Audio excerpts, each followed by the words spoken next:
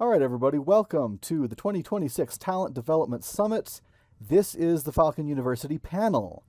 This group of business people and professors have put out a white paper that talks about the current state of talent development and where they propose a model for the future of the industry of talent development.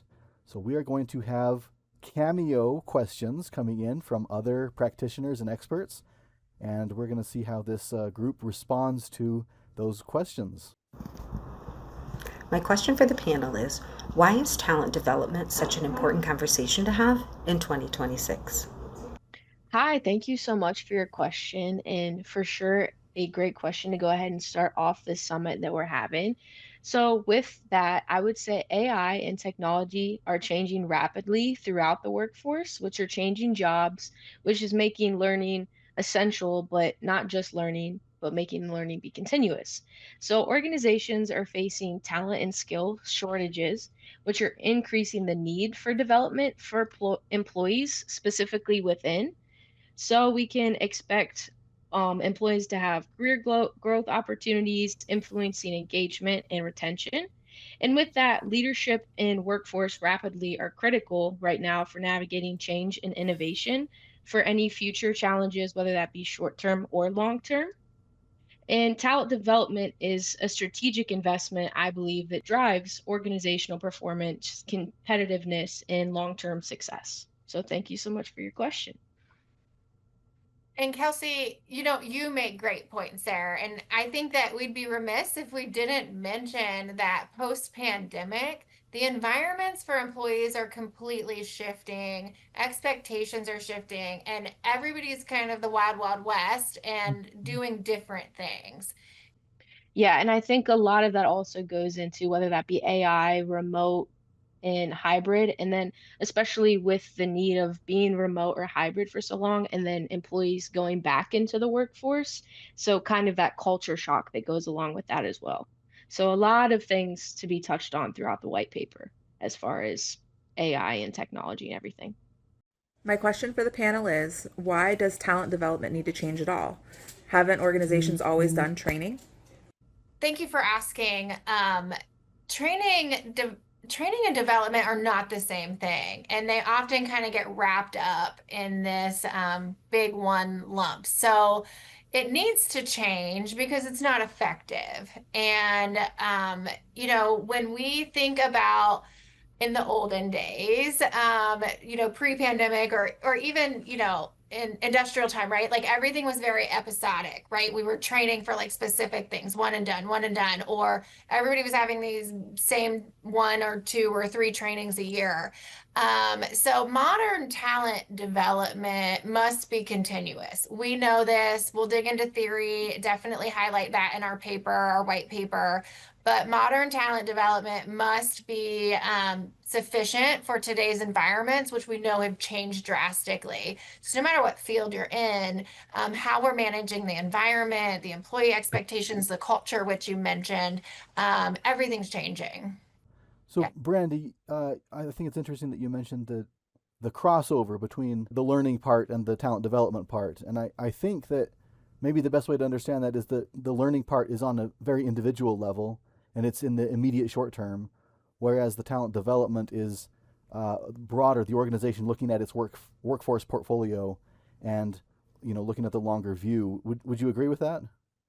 I absolutely agree. And so organizations that are doing this well are looking at their future state, filling that pipeline, investing in the interests and the strengths-based work of our employees, right? And so there's so much in kind of like the old models that are training to deficit or like I said, episodic. And so this new model that we'll talk about in Falcon University, our proposal for this next gen talent development, it really takes a lens at looking at what does the organization need to grow to fill their pipeline and who within their organization has interests, has strengths, has skills, and how can we develop them further?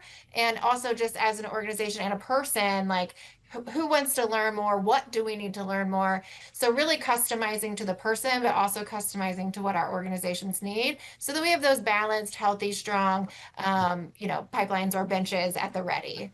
So, and once you give your faculty, staff, employees a little buy-in and say, and a voice at the table to say what they want to develop further. And when you align that to your organization's needs, everybody wins because everybody's got a little skin in the game. Hi there, it's Tim Van Ness. Thank you for fielding my question. My question is, what question or challenge led your team to develop a next generation talent development model instead of simply describing current practice? I'd love to hear more about that. Thanks. Awesome question. Thank you. So, a couple things that we all took into consideration when looking at the challenges. And one of them I had mentioned earlier about artificial intelligence and how there is kind of that gap between artificial intelligence and the organization, and using artificial intelligence as a resource and not necessarily a scapegoat for anything within the organization. And then another thing that we took a look at was skill gaps. So, really taking the time to learn about what everyone in the organization can bring and kind of also looking into multi generational workforce gaps. So, some younger generation have a little more experience with technology, whether that be AI or just software in general, and then learning from the other generations within the workforce and highlighting bridging that gap is very, very important to us. And then the remote, hybrid, and office mandates are something that we're trying to look at, whether that's culture based. So making sure that in a remote, hybrid environment, that everybody in the workforce feels appreciated, seen, and heard, which is very, very important to us, along with people going back into the office, making sure that while they are there, they do have the needs and the resources to be successful within that organization. And then another thing is burnout. So looking at resilience and making sure that we are putting things in place for our employees to not necessarily overwork themselves and to feel safe within our organization as a whole. You know, Kelsey, you wrote about that in your book, Systems in Sync. Rochelle, as a consultant, what is your field experience about, what led this team to really band together and write this white paper? Yeah, so I was really excited to work with this group of professionals when you guys asked me to come along with you because it really excited me. If you looked at the post pandemic environment, it's just changing, it's changing daily. And a lot of people really don't realize how much talent development really impacts the bottom line of organizations. It's always a one-off or something that's not budgeted. It's usually cut, but it really is an accelerating the workforce. So I'm really excited. It's accelerated for the workforce, accelerated for the organization. I think we're in such a changing time that we have a really, really opportunity to make a huge impact on the workforce. My question for the panel is, what is this white paper really trying to help organizations understand? We need to understand that point before we can dive any deeper.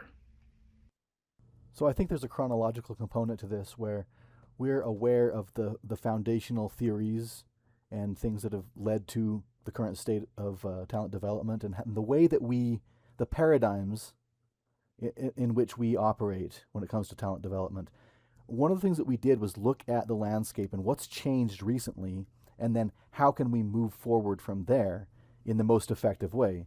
Because it's all well and good to say, hey, I have a new idea or whatever, but we want to make sure that our new ideas are based in that theory, those foundations that make talent development as effective as it is.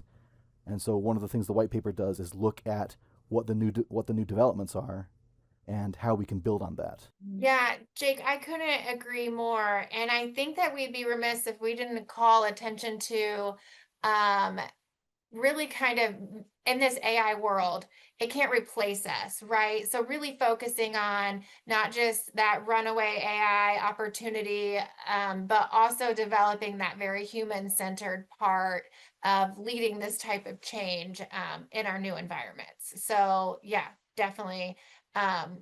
Professor Tyler of OD Theory, do you have anything to add?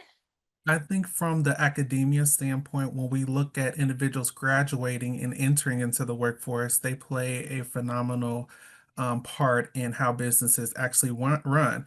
you need people in order to fill those roles and fill the business obligation financially from organizations. So it's a twofold, right? We're trying to figure out ways to be able to develop individuals, but there's obstacles when it comes to identifying who those individuals are.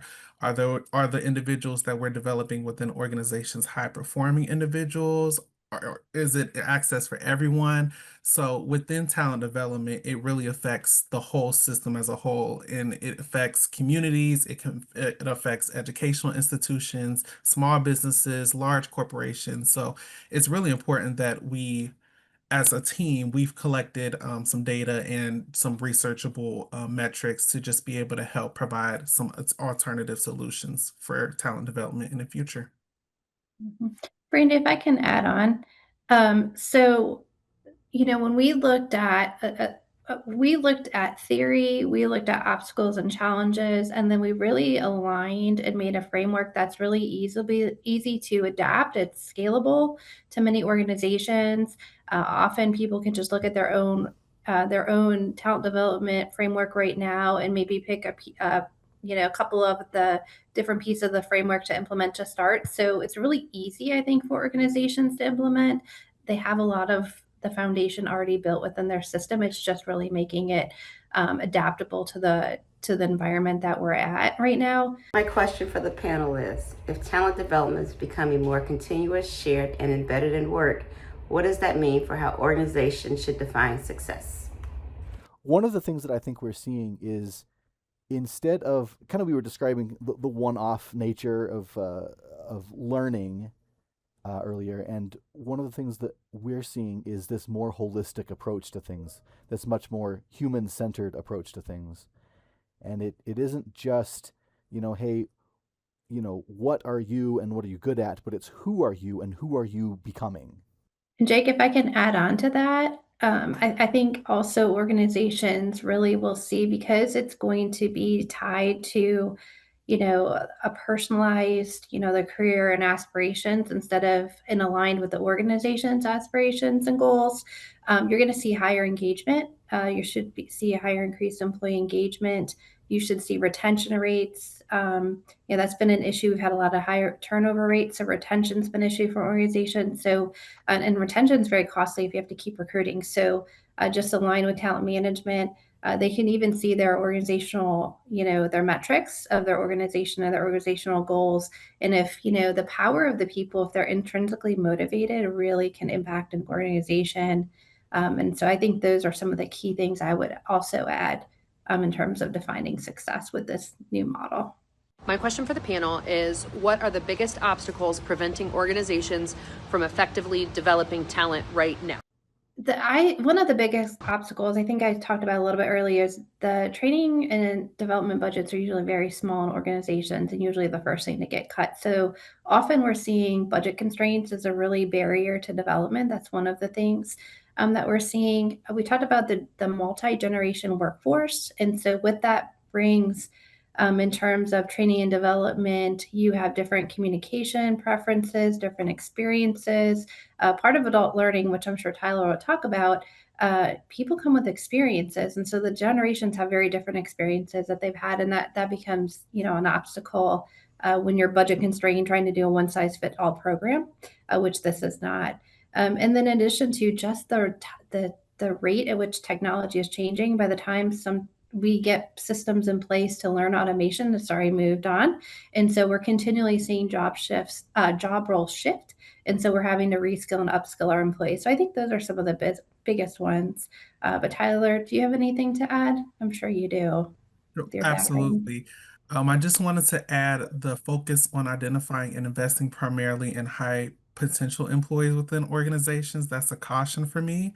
Many organizations are concrete and honing in on developmental resources on a selected amount of individuals rather than creating systems that support growth for all employees.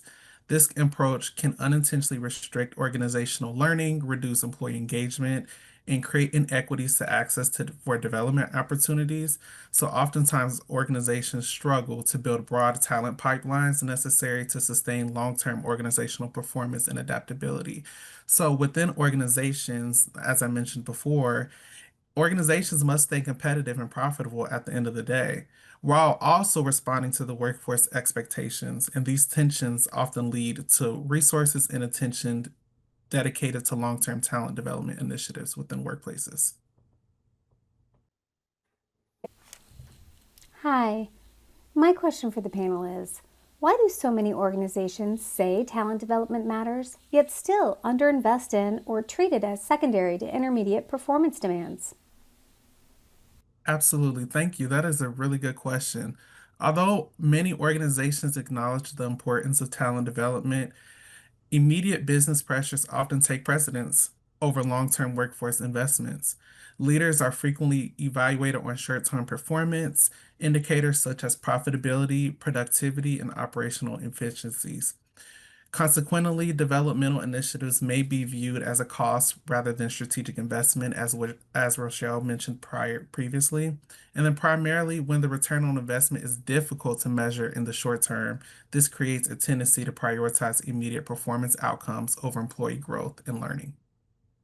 Yeah, and Tyler, I just want to add, that's really hard for the training professionals to really evaluate training and say because of this training or this development, this is the bottom line.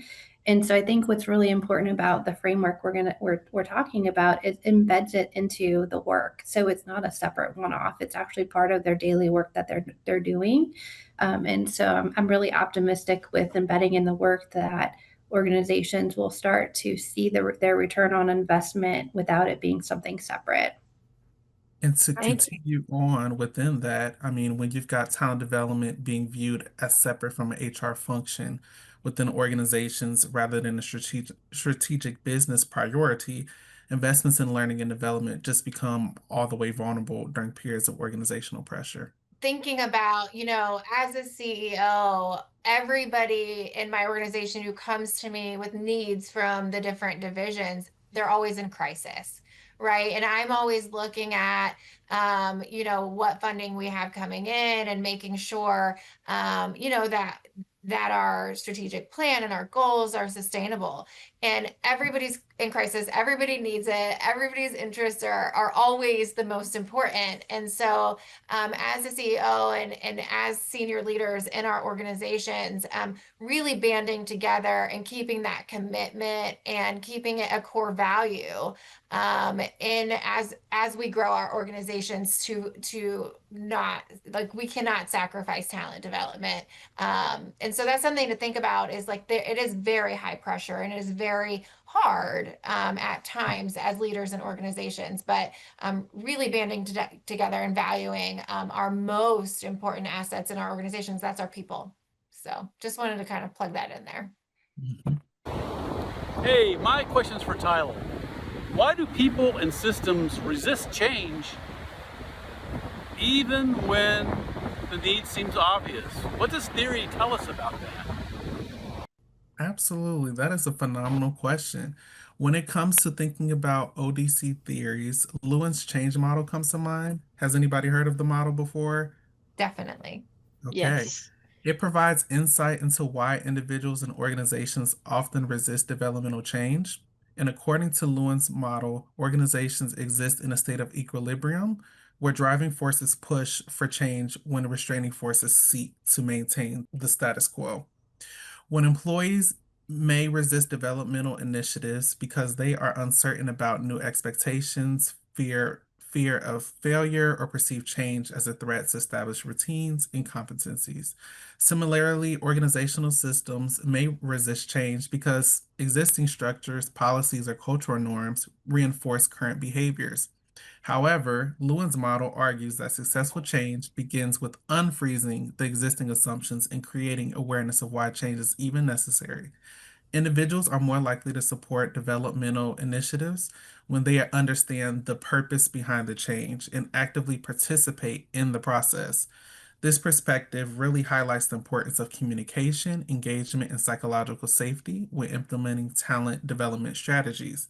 Without addressing these sources of resistance, even with well-designed developmental programs, they may fail to have an overarching impact within organizations.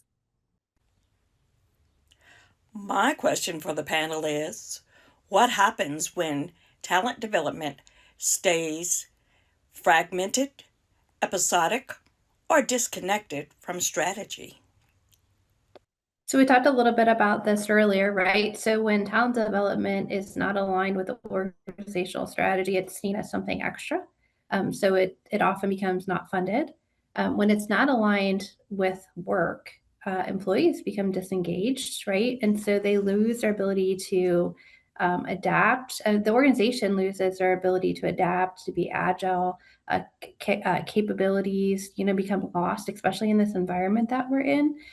So if it's just like a one-time episodic type of training, it's not continuous, especially in this environment that's so rapid, you're going to lose employee skills. You're going to lose employees. Your organization is not going to become a learning organization. That's where you want to be, right? We want to be curious and growing.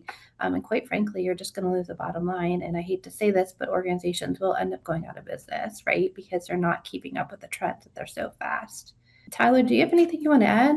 It's really important. Another aspect when we're thinking about fragments is succession planning and making sure that individuals within organizations have a pathway that is funneled through, because you don't want, again, to our point previous, is in regard to individuals who exit organizations, they leave with all their skills, their knowledge, their talents. So you want to be able to retain that knowledge within, because it's a higher cost to keep continually training employees within an organization rather than developing inwards. So thinking about it from a succession planning standpoint, there's a beneficial cost in the beginning that could be absorptive, but throughout the entirety of somebody's career, it's more of an added benefit for organizations to keep that person staying within an organization. Yeah, you triggered a thought too when you're talking about succession planning. Another thing about, the adults is they really need to practice on the job like immediately. And so a lot of these trainings that are like one-offs or happen, a workshop here and then you don't touch the material for another 8 months, it's lost. And so people really need to have the work embedded, because if it's not embedded, you're just going to lose that skill pretty quickly. And so adults really need to practice the skills as soon as possible that they're learning. And so that's one of the other issues with episodic training.